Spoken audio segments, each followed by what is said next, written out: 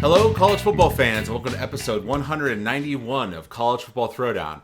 I'm your co-host, Alex Schmitz, and today I'm joined in person by my dad, Peter Schmitz. Hello, Husker fans and college football fans. Yes, we are together here in California for the holidays this year, able to record together. You may hear some noise in the background. That would be the rest of the family, getting back from the grocery store. It is Christmas Eve as we are recording this. Very auspicious day. Yes. But today we're going to be talking about, of course, our favorite team, the Nebraska Cornhuskers, predicting our upcoming game against Boston College, which is very significant, our first bowl game in many years. We'll also talk a bit about the Nebraska volleyball squad and the playoff situation in college football, how those games turned out, what the upcoming big games are, including the other bowl games. So a lot to get to today. Yes. Lots going on in the now new world of college football and the portal and everything. A constantly changing world of college football, which we'll talk about as well. But before we dive into all of that, we're going to stick with our tradition, open up a cold beverage. I got myself something a little different, Four Peaks Brewing Wow Wheat. Yes. An orange wheat ale. Yes. And I also have a Four Peaks, my favorite, the Kilt Lifter, a couple of transplants that we brought with us from Arizona. Cheers. Cheers. It doesn't matter that it's 9 a.m. in the morning. Well, it's 10 a.m. now. Okay. Totally different. All right. Still tastes great. Yeah. There you go. It's beer o'clock somewhere, right? That's right. So in terms of the Nebraska side of things, obviously we still have had, quite a bit going on in the transfer portal and commits and recruiting. Thankfully, coaching-wise, there have been no changes since our last podcast, so that area has stabilized for now, at least. But in terms of updates in terms of players, I'm just going to go through a big list here of news I saw from the past week or so. So Tommy Hill has officially declared for the draft, but we got a commit from a Cal wide receiver named Niazia Hunter. We also got a transfer from Georgia safety Justin Rhett. Also Washington punter Jack McAllister.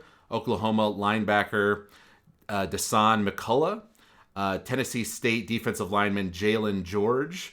Mississippi State defensive lineman Gabe Moore. And then it was announced that both Isaiah Nayor and Micah Mazuska, how do you pronounce that one? I don't remember. Okay. But it's hard. It is hard. I think. Maskua. There you go. They will both not be in the bowl game. Right. The only one that's really opting out is Nayor. Hill is injured, and Maskua is also injured, basically recovering from surgery on his shoulder. Right. And then last couple interesting commits and transfers into the program. There's a former four-star quarterback. He was four-star when he was recruited out of high school. He's from Purdue. His name is Marcos Davila. Yeah. And a defensive edge from Oregon State, Kai Wallen.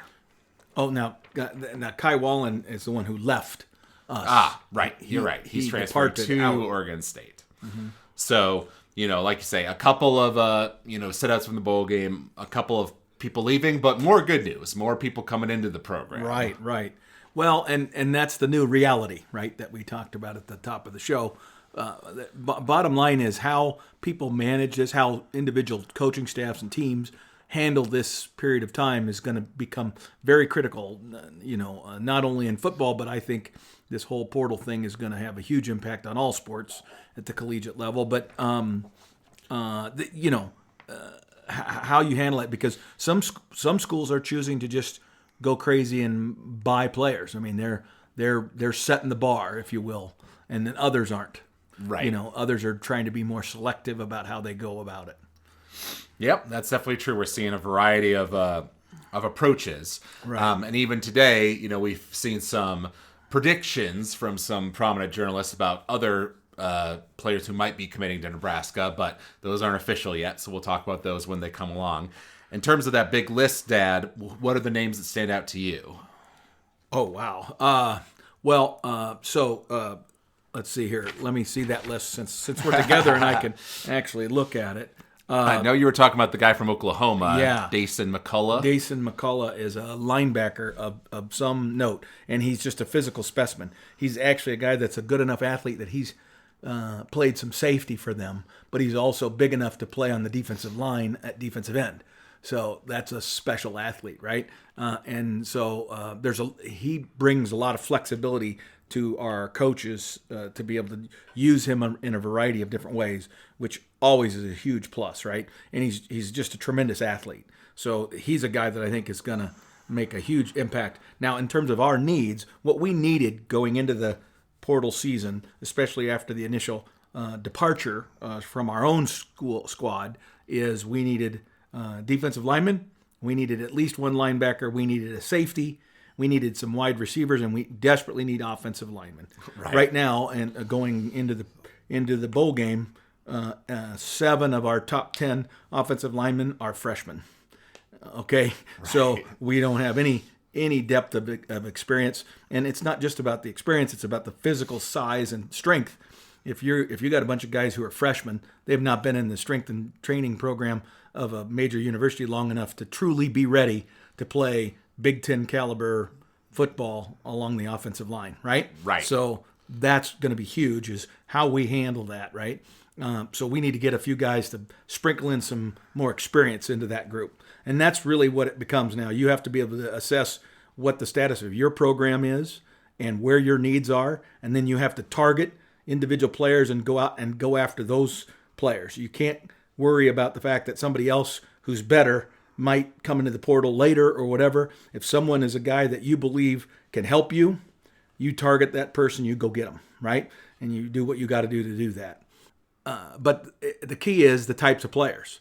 Some schools are choosing to go the route of targeting, the highly regarded players who are not yet getting enough playing time at a major college. The others are taking a different approach. I'll call it the Indiana approach of trying to identify players who may be from a lower level of football but have been productive, have demonstrated productivity at the collegiate level. Well, we have one like that, right? Tennessee State, certainly not a powerhouse program. Right. Exactly. And so, yeah, exactly. So we're trying to do, that, right? Right. Mostly. And we've whiffed on some highly targeted guys we really wanted, premier offensive linemen, that sort of stuff, because right now in the portal, ironically, right, it's not the quarterback necessarily that is getting the big money. It's offensive linemen who get great amount of attention and defensive linemen.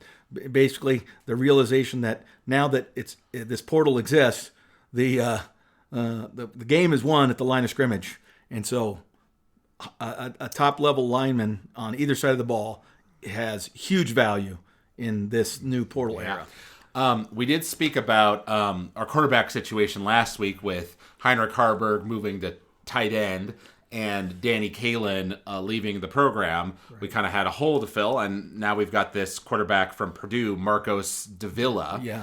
Obviously, he came in pretty well regarded from high school, and I think he's just done a redshirt freshman year with Purdue, and now is coming over to us. Right. So where do you think he'll fit in the lineup? Well, we clearly needed another quarterback. We're going to have, of course, the true freshman that we just signed here in early December from California, and then we have the young man who was a transfer for us last year that came from the NAIA level, who was very good, highly productive collegiate quarterback, but not a Division I level player up until now, and he's now our second team quarterback. He's one snap away from being our quarterback, right? So, right. So the reality is that he's going to. We needed another quarterback, so we don't have to put that kind of burden on the true freshman who's coming in, and it allows us to maybe redshirt him and create more separation between our freshmen and Dylan, right? Now, if you can redshirt that guy as a freshman, now you've got 2 years separation between him and Dylan, and that makes more sense, right? Right. So this Marcos guy will likely be our second-team quarterback next year. I would say yes. That the hope is that he's going to develop enough that he would end up being our backup, and then Grayson would be our third-teamer. Right. And then, of course, this is all in preparation for our game this weekend against Boston College in the Pinstripe Bowl in New York in the Yankee Stadium. So kind of a cool location. Boston College is 7-5 this year, so they're like right in the middle of the ACC. Unfortunately for us as Nebraska fans, they have not had too many transfers. I did see a couple when I was Googling it the other day, but they've mostly retained their core people, including their great defensive end, who's a NFL caliber player. So he's going to be a big issue for us going to this game, considering that we have so much shifting around on our roster. Right. There's no doubt that they come in with more of a full capability roster as opposed to us. And that may play a big factor in how things go. But I think Coach Rule has used this time from the very beginning, as soon as we knew we were going to the bowl game, that this was going to be a developmental time. And so I won't be surprised at all that a lot of youth does play in this game and that there's pretty liberal substitution because he wants people to get playing time. Right, that's true. We've already seen what the depth chart looks like for this game. In terms of Boston College's schedule, like I said, they went 7-5. Probably their two biggest wins, from my perspective, would be Michigan State, who they beat 23-19, and they beat a ranked Syracuse team 37-31. But they did lose some of the tougher games on their schedule, like to Virginia, Virginia Tech, SMU, Missouri, teams like that. So, they're no world beater or anything, but, they're retaining cohesiveness. Right. Though, interestingly, when you look at the spread, what Vegas is saying, I think the line for that game opened at a higher amount, like -7, -8 for Nebraska, and it's come down to now -2.5 and has stayed pretty steady there. So even despite all this bad news coming out about Nebraska and coaching changes and stuff, they still think we're the favorite. Yeah, and that again, looking at lines for betting, for gambling, is a weird science because it takes into consideration more than who's actually going to win, but the behavior patterns of gamblers, right? And the name Nebraska, carries a certain history to it that influences in bettors, right? And so they regularly give us too much credit, right? They just do. Yep. So anyone out there looking for a good bet, taking that Boston College line might not be a bad idea. It would have been better at opening at 6 or 6.5 as opposed to now, but yeah, definitely. So yeah, in terms of my feelings about this game, now that we're less than a week away from it, if our staff had remained static and we didn't have this big outflux of players that we have had, I would say that spread would be about right. Mm-hmm. I would put us as a slight favorite against Boston College going into the game. But given all the chaos behind the scenes, I just can't see how we're going to play, at a high level, not to mention what you've talked about before about how bowl games in general are hard to prep for because it's the first time all season that the players have had to lay off this long, to prep for a bowl game. Thankfully, in our case, we are definitely motivated because we haven't been to one in so many years. So us making it there is an exciting thing for our players. I'm not sure how exciting it is for the Boston College folks from the ACC. But unfortunately, I'm going to have to predict that we lose this game and that we have a 6-7 record to end the season. I will say that I think we can keep it, close. Like, I don't think it's going to be a blowout, but I think we will lose probably another one-score game that will frustrate Nebraska fans. But, I hope they'll be more accepting of if we do lose this, just knowing all the things that we've gone through and how we aren't the same team we were against Iowa right now. So I'm going to go ahead and say Boston College wins, let's say 31 Boston College to 24 Nebraska. Okay. So, yeah, I mean, Boston College has what we know to be a very good coach. Bill O'Brien has, he failed at the NFL level, but was quite successful at the collegiate level and is a phenomenal offensive coordinator and has really done some great things at Boston College. And so, the future is bright for them, right? But I would also look at history and say that in this bowl game, since we started playing it in at the Big Ten, we're like 6-1 in the last 7 years, where the Big Ten team was the victorious team when playing an ACC squad. So I think most years. So I think there's some positioning there. Now, the reality is, as we go through all of these bowl games, the fact that the Big Ten had 4 teams included in the playoff then kind of shifts the matchups for everyone, makes everybody's matchup a little tougher. And so I don't think the bowl record of the Big Ten, other than the top teams in the playoff, is going to necessarily be all that great, right? So we've got some interesting things to watch there. But here's my thinking. I think Dana Holgerson's going to add some wrinkles. I think that we're going to, not that he's going to have his offense in place. In fact, he specifically said he wasn't. But I think we are going to be a little more locked in, from an offense standpoint. My big concern is whether our offensive line can do the job at holding back, what is a very good defensive line for Boston College. And then similarly, I worry a little bit about our defense, particularly in the backfield, in the secondary. The fact that we have our big boys, Ty Robinson and Nate Hutmacher, not Nate.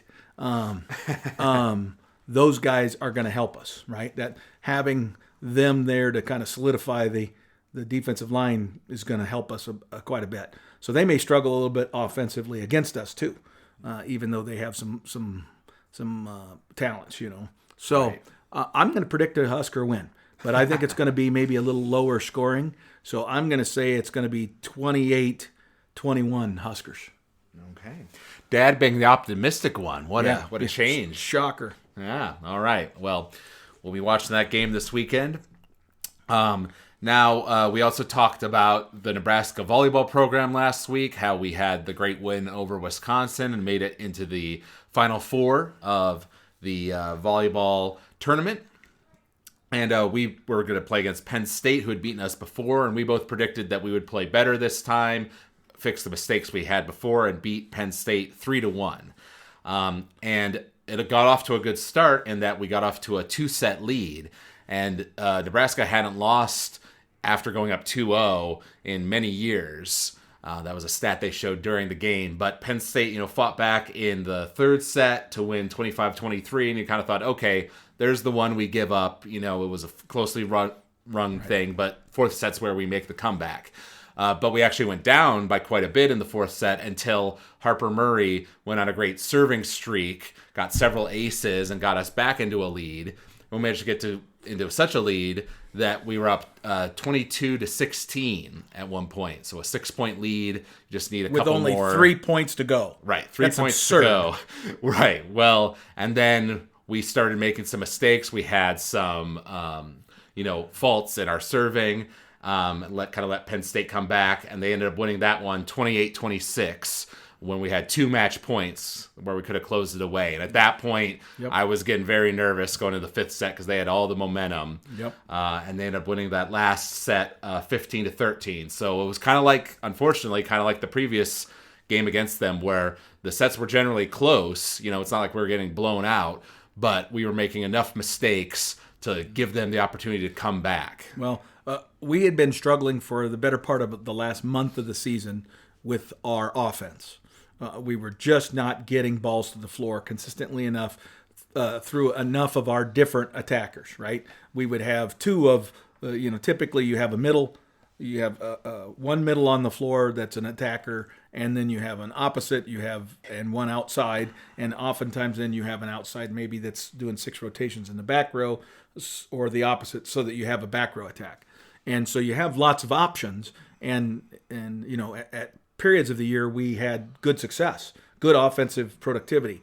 But the last month had just shown a consistent lack of offense, particularly from our opposite, and then only up and down on the outsides, which has been a battle that we've had for years, is not being able to have two good opposites that can be productive. And in this case, that weakness, that inability to put the ball to the floor, to not rely on just our defense digging everything and our block touching everything, so that we could eventually get a perfect set and a perfect situation, and then kill a ball. We just didn't have it, and my sense is that John is very, very frustrated because this was a national championship team. Had we won this game, I'm very convinced we would have beaten Louisville and won the national title. I think if we played Penn State 10 times, we probably win more than they win out of 10 matches, right? If we're just playing, without a crowd, relaxed in the gym kind of thing. But in this case, they were the ones that had the mental fortitude and the mental toughness to find the kills when they desperately needed them. I mean, there's no excuse for losing a set in which you're up 22-16. You have to score 3 points to win the set, and they're behind by 6. So that means they have to score 9 at least, minimum. Right. And they accomplished that. So hats off to them. They had the mental toughness. We did not. And I think John has to do some soul searching about what he's doing on offense, and recognizing that next year he's not going to have the defense that he had this year. So very disappointing. And there's a bigger picture to this, which I will mention now, but we're going to have to talk a whole podcast in the off season about. And that is that what makes this so profoundly painful for me as a Nebraska fan who follows a lot of Nebraska sports, not just football. I believe that was the last, real opportunity for us to win a national championship in a major sport in the foreseeable future. With the advent of NIL and the portal and all that sort of stuff, we are going to most likely become a developmental squad for the best teams in the country. We're gonna win some games, but we're never going to have a national championship caliber in a major sport. We might still win, say, a bowling national championship. We're still a dominant program, for example, in that. But volleyball would have been what I would have considered a prominent sport, and this was our opportunity. I don't think, even though we have great talent coming back, this team is going to continue to be flawed because we aren't willing to go out and do what Texas does and do what Penn State did. Almost every player, there was only one of the 6 players on the court that wasn't a transfer from Penn State. And one of those transfers was from Nebraska. Two. Yeah, 2 of them. So it's one of those things where we needed an opposite who was more consistent than we had. Period. And now we desperately need it for next year. We've got a tremendously talented freshman coming in, but she's coming in off of a ACL knee surgery and really needs a year redshirt to both build confidence and strength in that knee before we put the burden of everyday playing on her, right? So we need at least a 1-year replacement. And other teams are going out and just loading their rosters. Like, I guarantee you Penn State is going to end up with a tremendous number of players. They've got a nucleus of setter and middle blockers, and the opposite from Nebraska that just kicked our butt both times, Jurevicius. And they're gonna basically get the other pieces they need out of the portal. Wisconsin's already gotten 2 tremendous additions to their team through the portal. And so even though we have great recruits coming in, you can't do it by just doing recruiting, because you no longer can have the patience to let a young person grow into the role. You need a experienced person right away. Right. Well, we talked last week about how, for as crazy as the transfer portal is in the football world, it's even crazier in volleyball and basketball and some of the other sports. Right. I guess my one counterpoint would be that maybe John is trying to play the long game here, in that we know that there are these new rules that'll come into play in July that will restrict, the amount of NIL you can give to players and set up the revenue sharing agreements. They'll be divvied out by each school and all that sort of stuff. So there's a lot that's going to change here in 2025 about that system. So, people will still be able to, get players interested with NIL and with revenue sharing money, but it'll be more restricted than it is now. It won't be completely unlimited. So maybe he's looking ahead at that and being like, well, rather than trying to spend a lot of money in the short term to shore myself up for next year, I'm going to try to play the long game, and keep developing my players, knowing that the teams that are relying on that to build their teams are going to be in trouble when these new rules come into place. What do you think of that? I don't think it'll apply to the teams that are at the top. It won't. That doesn't apply to Texas, Wisconsin, Penn State. It doesn't apply to those teams. Pittsburgh. Now, Pittsburgh is built from the ground up mostly, right? Nebraska has been one that used transfers very successfmsuccessfully. So I'm not saying we haven't been the beneficiary of that. We have. But we haven't done it to the extent that others have, and I'm not complaining about that. I'm saying that's just the reality of what they have to do, and I think it is those rules, those decisions, do not help a small populous state like Nebraska. Almost all those rules build and work to the detriment of small populations, small schools. And so that doesn't help Nebraska ultimately, and that's what frustrates me. Is we've effectively had the best volleyball team in the country 2 years in a row, and we've found a way to not win the national championship both times. Right. Well, yes, we also predicted on the previous podcast that Pittsburgh would beat Louisville on the other side of the Final Four, but Louisville actually beat them 3-1. Should be mentioned that it is in Louisville, so they had the home field advantage, which did help them. And then they went up against Penn State and lost to them 3-1 with one notable set. I believe it was the second set where Louisville won, I think, 36-34.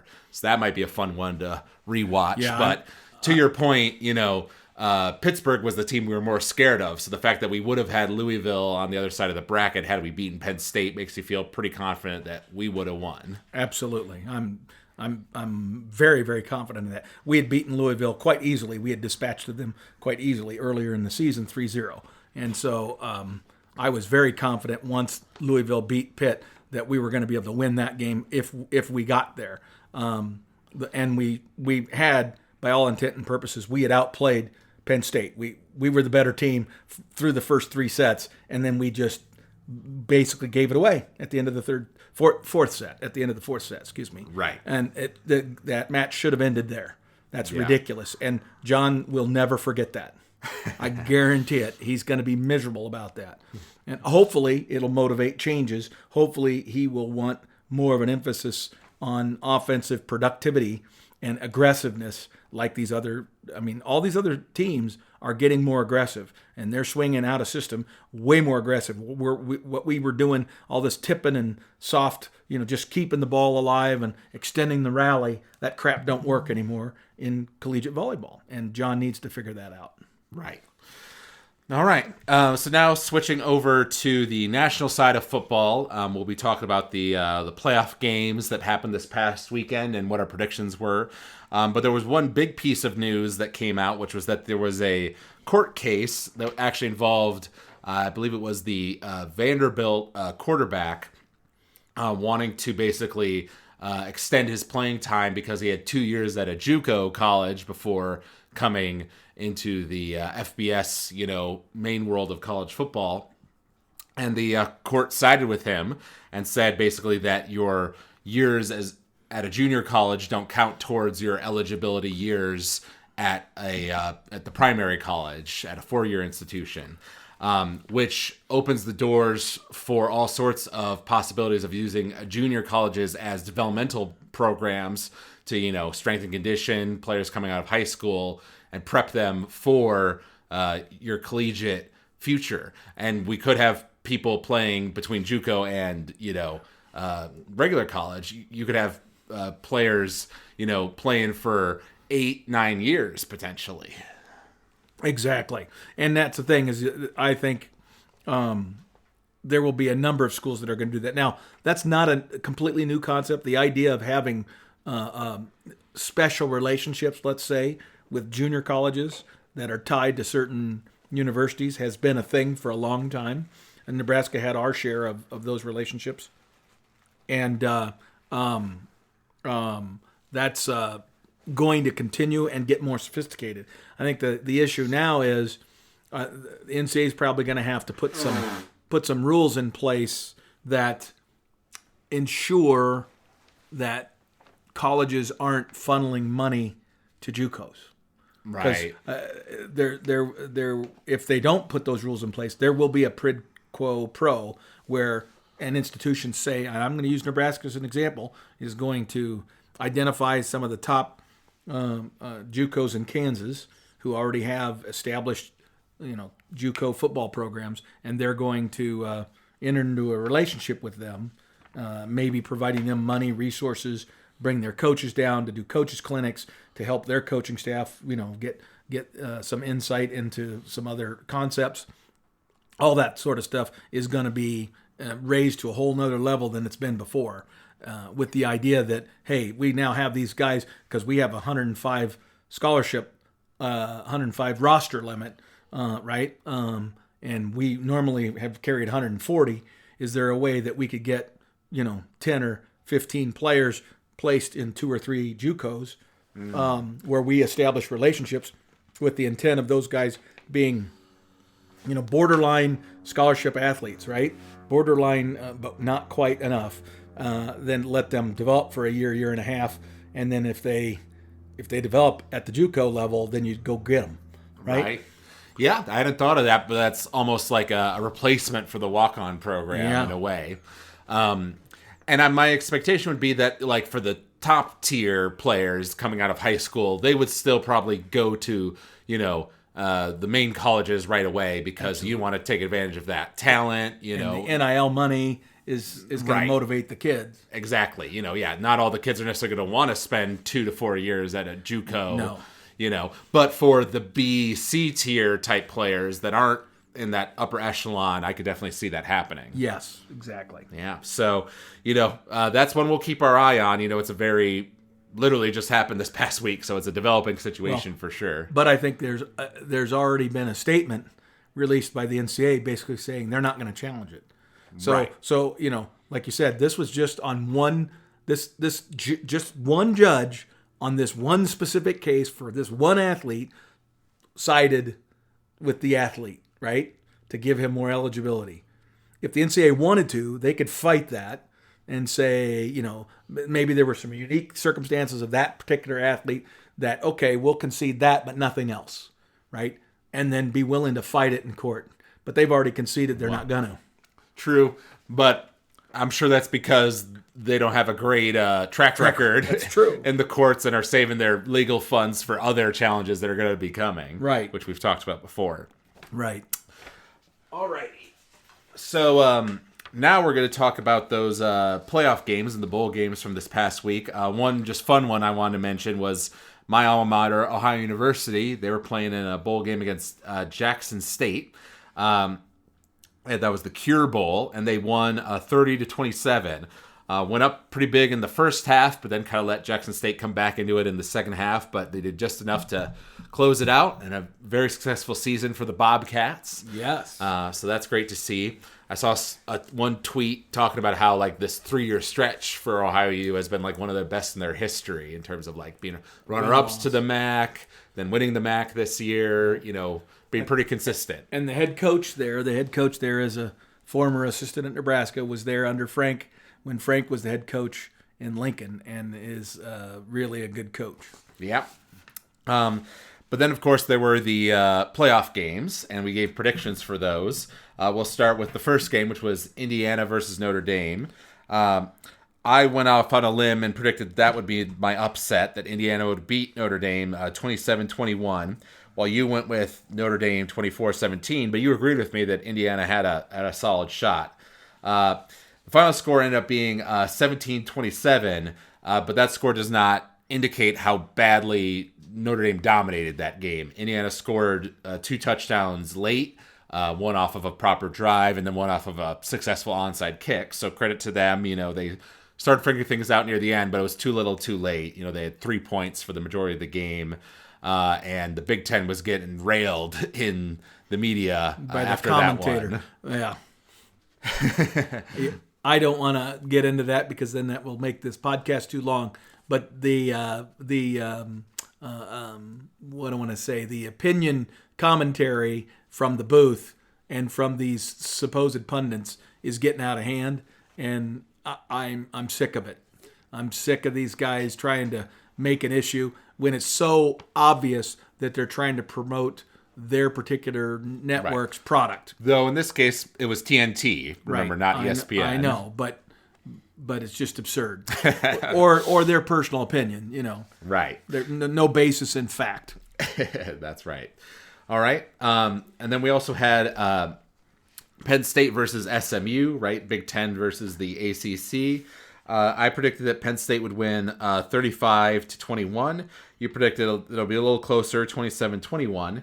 And that being 38-10, so more lopsided than either of us expected. SMU, just didn't quite show up for the occasion there. Well, particularly their quarterback. The moment was too big for their quarterback. Then, they had 3 interceptions, right? Right. Because early on, SMU's defense was actually doing good in terms of stopping Penn State's offense, but there were so many interceptions. I think 1 or 2 of those was a pick 6. Right, 2 of them. Right. So you can't just give away free points like that. No. He just was. They weren't. Some of them were. I'll say one of them was a legitimate interception. The other 2 were just horrible throws by the quarterback. Like you can't make that throw, right? Right. And so that's where I say it was a little too big of a moment for him. Yeah. And then there was Texas versus Clemson.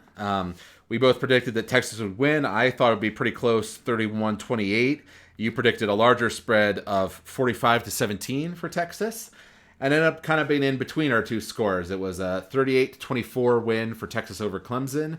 To credit Clemson's credit, they went down pretty early. Yeah. I think it was 21-0 at one point, but they fought back, made it more interesting in the second half, but it wasn't quite enough. I think they needed their defense to stop Texas from scoring near the end to have a chance, and they couldn't. And Texas kept it at a 2-score lead. Right. Texas is a team, and Ohio State is also this kind of a team that is just so loaded with talent. And sometimes when they have success early in a game, they go to sleep.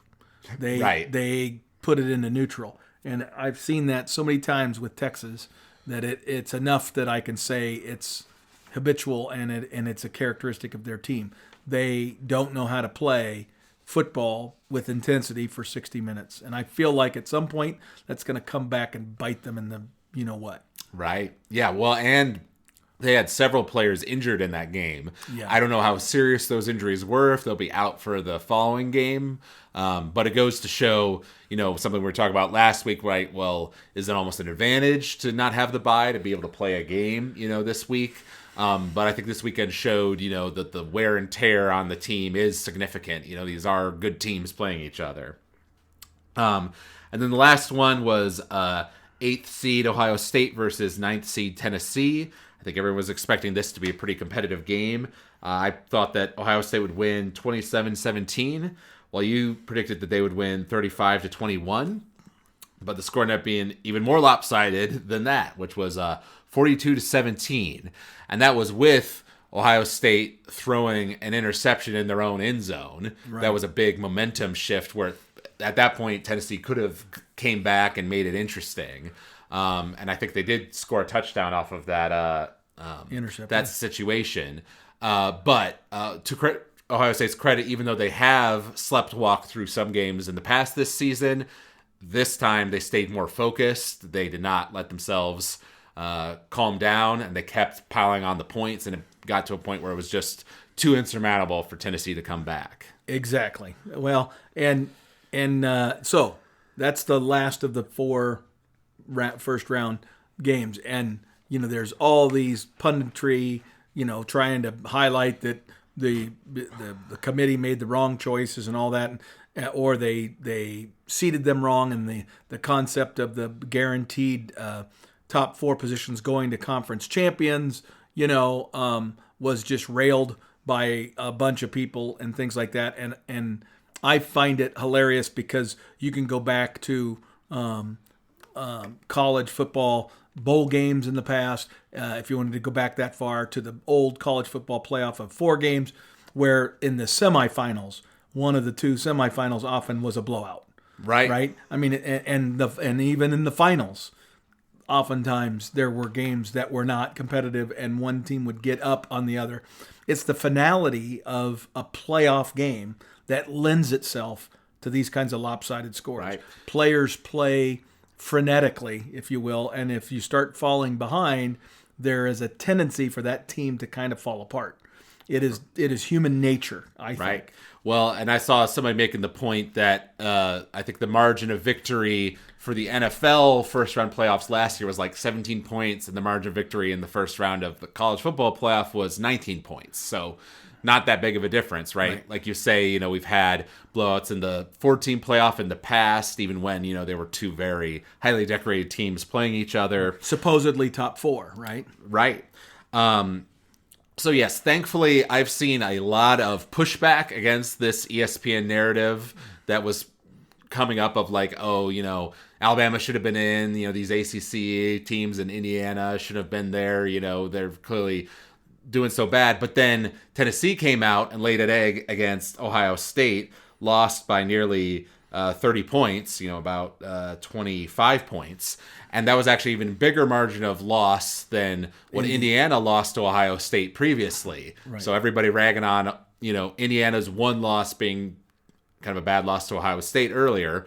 Well, here's the 3rd-ranked team of the SEC going up against the 3rd-ranked team of the Big Ten, and they got their doors blown off them. So that doesn't make your SEC look so good, does it? Right.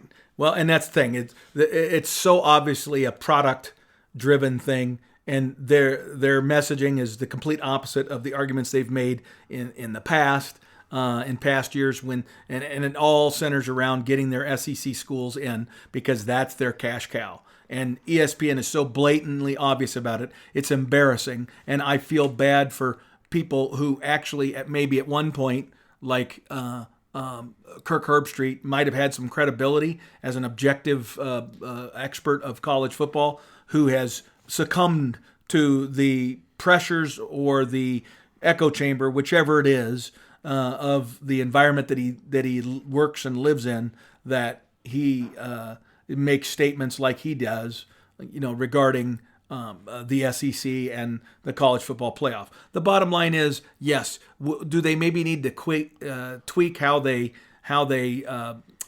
seed the teams? Then I think there's some legitimate conversation about that, but you need to understand that any of these arrangements are a compromise arrived at in a boardroom that includes some very powerful commissioners who represent a lot of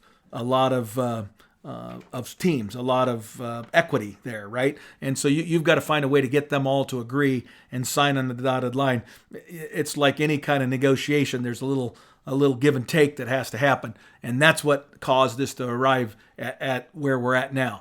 I don't think it's untenable. I would argue that maybe either getting rid of the college, the individual individual conference championship games, and maybe go into a 16-team playoff, just flat out seeded 1 through 16, based on that a committee of actually knowledgeable football people, not administrators, not athletic directors and stuff, but actual former football coaches and people who actually know the sport, former players, and they are the ones that make the decision of who those 16 teams are. I could see that, and yet 1 versus 16 would be a blowout in most years. Right. 2 versus 15 would be a blowout in most years. So if you want to have 16, you can, but they're probably not going to be competitive games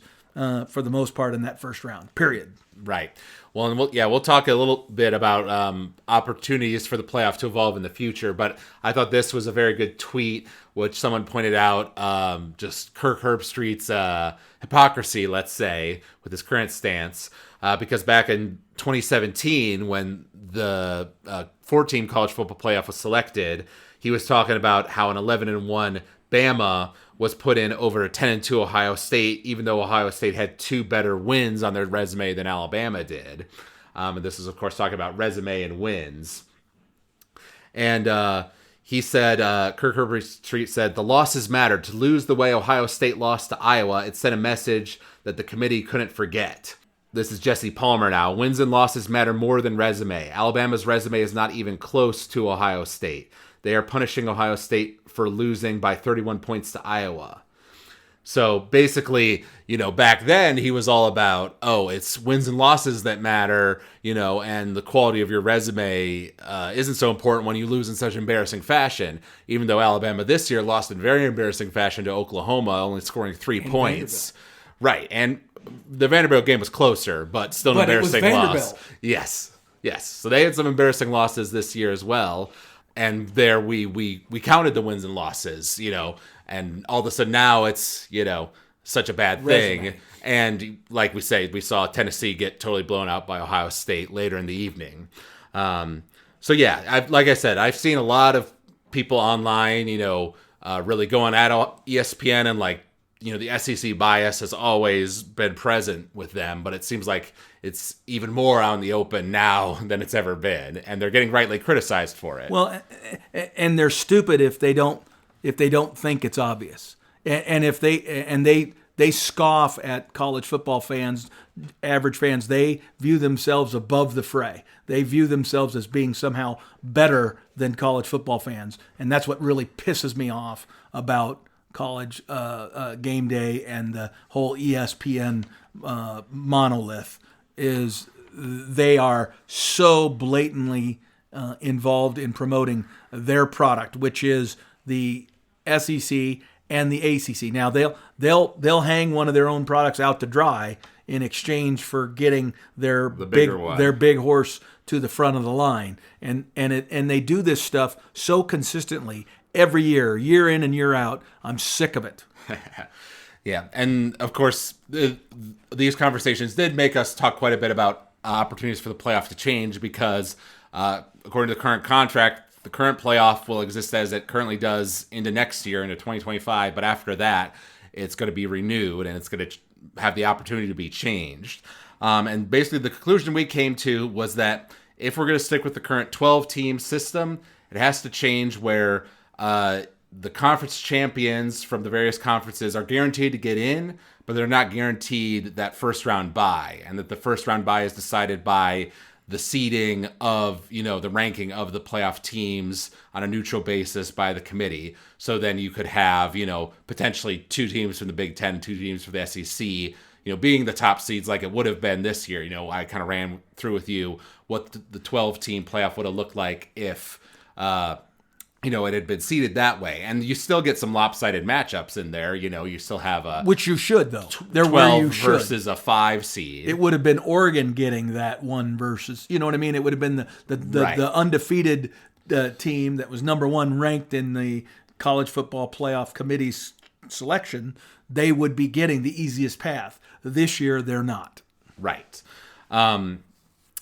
And then, or I should say 8-9, and then would go play Oregon, so it seems like that's the method if you want to keep the 12-team playoff in place and keep conference championships as they currently are. Or you go to 16 teams, like you mentioned, and you have and you seed it, so one plays against 16 and that kind of thing. So you're rewarded for your conference play with a easy opponent in your first round, but that would most likely kill conference championship games, right? To kind of accommodate that bigger size and not having the buys matter anymore. Because then if you didn't kill the conference championship games, then you'd be disincentivized from going. Because who wants to play against a quality opponent, an extra game, and right. against a quality opponent? Right. No one wants to do that, right? you would rather just be the third best team and sit out and be guaranteed to get into the playoff. Whereas with the current structure, they did their job this year, the committee did, of rewarding teams that played in the conference championship games, both who won and who lost. Right. And that's the big challenge, right? And that's when I talk about, this being an arrangement that was a compromise. That's the key. It was a compromise to accommodate the four Power Four conferences and, to a lesser extent, the Group of Five conferences, because those guys were, all given a seat at the table. And everybody in the past, before this playoff even started creating, that's what the term was. Everybody said these teams deserve a seat at the table. You want to have the opportunity for a Cinderella.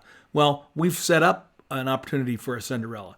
The problem is we've kind of punished the teams at the very, very top potentially. Now, one way they could alleviate it, leave it just the way it is, but alleviate it is after this first round of games like we had this weekend, that whatever the teams were that were left, the easiest teams left, you would reseed so that Oregon's opponent wouldn't be decided until after these 4 games were done. You know what I mean? You could seed it based on that. But then is that fair for the teams in the first round, right? To not even know who your second round opponent is going to be until you win. Well, neither would the people who get the bye.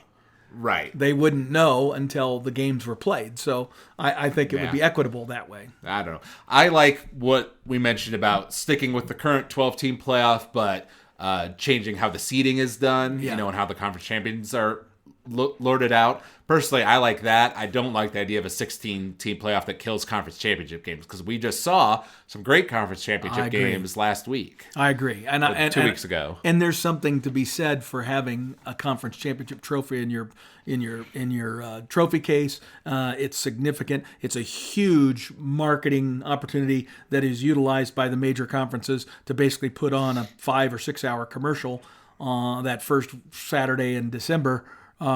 And I don't think any of them want to get rid of that. There's too much money, too much visibility, and they get great TV numbers. So I don't think there's any momentum that would say that's going to go away. So I think the idea of staying at 12 and reorganizing it in such a way that they still have to figure out how they can encourage people to want to be in the conference championship game.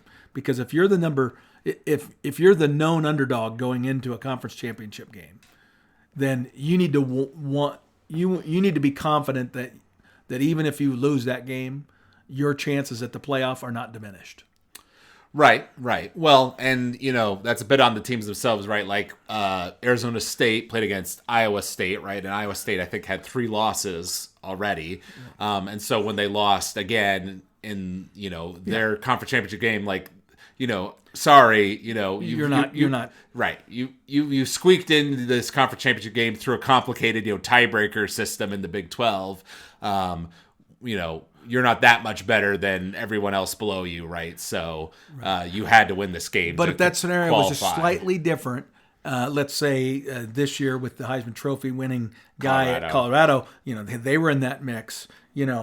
Colorado would have potentially been better off not playing in the conference championship game if they had, let's say they had 2 losses instead of 3, right? So they were right on the edge. Well, but they were still the 3rd team in the Big 12. They would have chosen to stay out and let that second, ranked team in the Big 12 play. So, I mean, there's just gamesmanship like that where there's an obvious path that's easier than this path.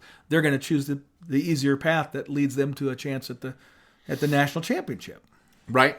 No, that's true. Well, and we did see that a bit this year with the Big Ten, right? There's a theoretical,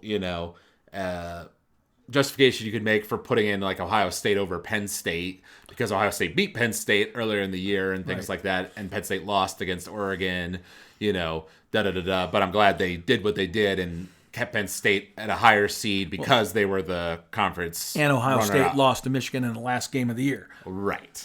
That certainly helped too. Okay, so now we're going to go through some of the major bowl games and, of course, the upcoming next round of the playoffs. Give some predictions for that. there are some bowl games here that we'll just talk about briefly and won't give predictions for. As a consequence of the wider playoff, it kind of means there are less big bowl games, because now even more of the teams, 8 extra teams are in the playoff versus being in the bowls as of last year, right? Right. So that is a little disappointing, but there's still some good games. USC, Texas A&M are playing in the Vegas Bowl, Iowa State, Miami in the Pop-Tart Bowl, and Missouri and Iowa in the Music City Bowl. I have to say, I'm not feeling too confident about the Iowa team's success rate in those games. Those ones will probably not go their way. Baylor versus LSU is interesting. Baylor not having their best season, but it is the Texas Bowl, so it's in Texas, so their fans will certainly come out for that one. Yeah. And then here are 2 of the ones we do want to predict. Michigan versus Alabama in the Realia Quest Bowl. Realia or reliability? It's Relia Quest Bowl. Relia That probably makes more sense. There you go. On the one hand, Alabama, right, very disappointed, in their season, the fact that they were just outside of the playoff, right? So I'm sure they'll have some players who will be sitting out, or, not being as motivated for that game. Michigan, on the other hand, they're coming off a national championship and they just barely made a bowl game. So that's disappointing for them. But on the other hand, they had positive momentum at the end of their season. They beat Ohio State. So I would feel like they'll be more motivated. But will that be enough to conquer the talent of Alabama? Right. And I without knowing, because I haven't researched before this podcast, the details of how many people are sitting out. But yeah, I think you're looking at 2 teams where Alabama has more talent on their team, or at least did. Now, how much of it is choosing to play and at what level they're committed to playing is the big question mark. Also, Michigan also, I know that a couple of their best players have opted out. And so it's not like they're immune to it just because they had a bad season, but then had this one great victory at the end of the year that helped buoy their attitude, right? So it's going to be interesting, but I don't know if it's enough. All right. Well, I'll go ahead and be the bold one here. I'll predict that Michigan squeaks out a narrow win over Alabama in the bowl game. Let's say, I think it'll have to be a little lower scoring for that to happen. Michigan's defense will have to play good. So let's say they beat Alabama 24-21. Yeah, Alabama's defense isn't all that great, right? Right. They were exposed a few times this season. But I actually still am a believer in Alabama's coach, and so I'm gonna go Alabama in this one and pick that Alabama's gonna win. And I think if Alabama's gonna win it, they'll probably win it by being more offensive, right? So I think it's going to end up being, let's say, 35-17, Alabama. Okay. And then another interesting one, another Big Ten versus SEC matchup is Illinois versus South Carolina. Number 15 versus number 20 there, with Illinois being ranked 20. They had a very good year by their standards. They did. This is the Camping World Bowl. Okay. Very prestigious. So yeah, kind of an interesting one. I'll admit I'm not super familiar with either team's record this year. It's a little hard for me to make a determination, but I think with this one, I went with the upset with Michigan over Alabama, but I think Illinois is... Although, they definitely are excited to be there. This is a positive step forward for their program. But I feel like South Carolina's talent is just a step above and will pull through in this game. So I'll go ahead and predict that South Carolina wins, let's say 35-25. Okay. I'm going to go the opposite. I'm going to say Illinois is going to win. But I think it's going to be maybe a little lower scoring. So I'm going to say it's going to be, let's say 27 Illinois to 21 for South Carolina. All right. I like it. We flip-flopped on the two games We did. there. All right. And then we have the main playoff games, of course. Let's start with Penn State versus Boise State.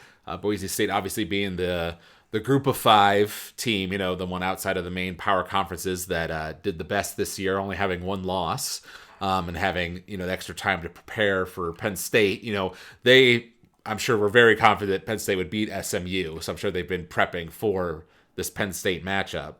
And we know that Penn State's backup quarterback is no longer with their program. So if anything happened to their main guy, their main quarterback, that would be a big problem for them. But he played well against SMU, using his legs quite effectively to get first downs and things like that. So yeah, I think I'm going to say that Boise State, doesn't get blown out. I think they'll keep it relatively competitive, but that Penn State still wins solidly. Let's say it goes Penn State's way, 31-21 over Boise State. Okay. And what bowl game is that? Right. That is the Fiesta Bowl. The Fiesta Bowl. So that's closer for Boise fans. So there's going to be a pretty good contingent of Boise fans at this game. They're not going to be completely overwhelmed by Penn State fans, but Penn State fans do travel, and they're going to. So I think it's going to be not quite a home game environment, but definitely in favor of Penn State. So I'm going to say Penn State's going to win, and I'm going to say it's going to be 45-21 Penn State over Boise. I think Boise's going to struggle to stop Penn State's offense. So, as a reminder, Penn State beat SMU 38-10. So you think they'll score even more against Boise State? I do. Okay, interesting. All right, and then we've got Texas versus Arizona State. That is the Peach Bowl. And as we mentioned, Texas did have some injuries that they suffered against Clemson that may be significant. But obviously, Arizona State, the champions of the Big 12, they did look very good in their game against Iowa State in the Big 12 championship game. They've got that running back that's a real menace. So I'm rooting for Arizona State. I would love it if they beat Texas. Sure, I'll go out on a limb here, and I will say that it'll be a close game, but that Arizona State will beat Texas with their, excitement to be there. They'll be heavily motivated, and the fact that they do have this powerful running game will give Texas some trouble, and Texas's injuries that happened previously may be exploited by this Arizona State team, and I think it will have to be a little lower scoring for that to happen. So let's say that Arizona State wins 24-17 over Texas. Wow. Okay. I want desperately for Arizona State to win this game, but I don't think they have a chance. I think that it's very, very small chance. I think Texas wins this game. I don't even think it's what was the game? What was the score in the Texas-Clemson game? 38-24. I'm going to say that Texas is going to win 48-21. And that's only they're going to get 21 points because Texas is going to sleepwalk a little bit. Right, once they have a big lead. Okay. Yep, I mean, I can see that happening. I'm now predicted 2 games, both of them blowouts. You have. Well, and, we may well see that, this, if both Boise State and Arizona State get blown out, that will only increase the calls that this current system isn't working and that we need to change up the seeding or whatever, change up the playoff system. So I'm hopeful that at least one of them either wins or makes it close to, help enforce the idea that, the Big 12 and the ACC and the, even the group of five, right, can compete, even if maybe they can't win, but at least they can compete and make it interesting. And of course, I like interesting games. Then this one's quite interesting. Notre Dame versus Georgia. Notre Dame obviously looking very good against Indiana, though they did let their foot off the gas, right? Kind of let Indiana score near the end. Going up against the Georgia team, it was officially confirmed that Carson Beck, their quarterback, is out for the season with his injury. The second teamer who came back, came in to replace him, played well in the conference championship game. In some ways, their offense actually was better once he came in than it was before. But this is definitely an interesting one. Notre Dame impressed me in that Indiana game. Their running game was very strong. They showed a commitment to that. On the other hand, Georgia's defensive line is the strength of their team, so that'll be kind of good against good. That'll be interesting to watch. But I think that, unfortunately, although I'd like for Notre Dame to win, I think that Georgia will come out on top in that one. Let's say it'll be 28-21. Okay, I'm going to agree with you in this case. Georgia's going to win this game. And it will be close only because Georgia does not have a prolific offense. But I think Georgia's defense is really, really good.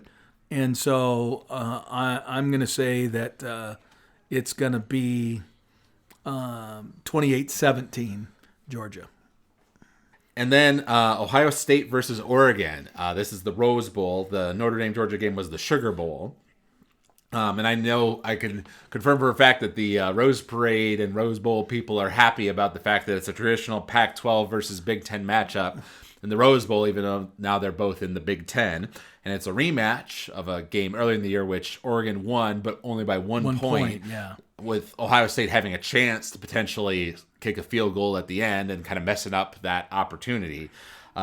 So by all accounts, this will be another banger game. Ohio State looked very good, obviously, against Tennessee, blowing out a lot of people's expectations. So, there's the theory out there that that loss to Michigan was uncharacteristic and kind of woke them up and got them more motivated.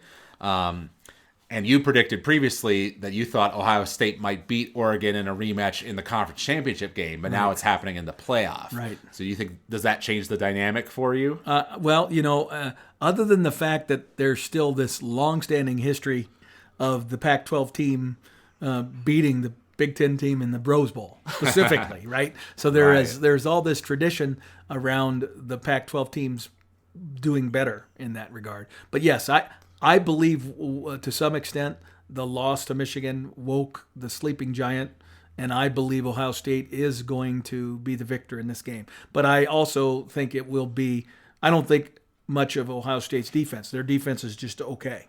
But Oregon's also has shown itself to be questionable at times. I mean, Oregon should have lost to Wisconsin. Right. Right? So I'm going to say – Ohio State wins this game in a shootout. It's going to be a high-scoring game again, and it's going to be 35-31 Ohio State. Okay. I like it. Obviously, with it being at the Rose Bowl, it's much easier travel for the Oregon fans being out on the West Coast. But Ohio State fans are used to coming out to the Rose Bowl, so I think you'll see an advantage to the Oregon fans, but not massively so. And I'm going to go, I like your score. I think I'm just going to flip it. I'm going to say that Oregon toughs it out. They will have been prepping. I think, although I don't think many people thought Ohio State would win by that much against Tennessee, they were the favorite. So I think Oregon will be prepping for them. They know what worked against Ohio State last time, and they've seen what Michigan was able to do to them as well. So I'm going to go ahead and predict that they win 35-31. And I do like that, Al. I think that is the more thoughtful choice. In fact, Oregon's been very dominant defensively at times, but then they've been flaky at other times. So it's the inconsistency that has me head scratching about Oregon. Otherwise, I'd be all in on them. And I will say, barring my prediction of Arizona State upsetting Texas, let's just presume that you're correct and Texas wins, then that would set up a Final Four of Oregon or Ohio State, two of the best teams from the Big Ten versus Texas on one side, and then Georgia and Penn State on the other side. Yep. So you'd have, basically Big Ten, the best of the Big Ten versus the best of the SEC, basically what the 4-team playoff would have been had, we just ranked things as they were. I guess the biggest person who could upset the apple cart there is Ohio State, right? They would be the ones sneaking in from the outside of that top 4 to to make it into that upper echelon. So we'll see if that's how it plays out, and that will kind of cement, the fact that these two are just head and shoulders above the rest of the conferences. But I would love to see an Arizona State or a Boise State or Notre Dame. There are potentials here for upsets that would shake up that apple cart, which I think would be healthy for college football as a whole. I would agree with you. And you have picked with your heart in that regard on those, and hopefully you're right.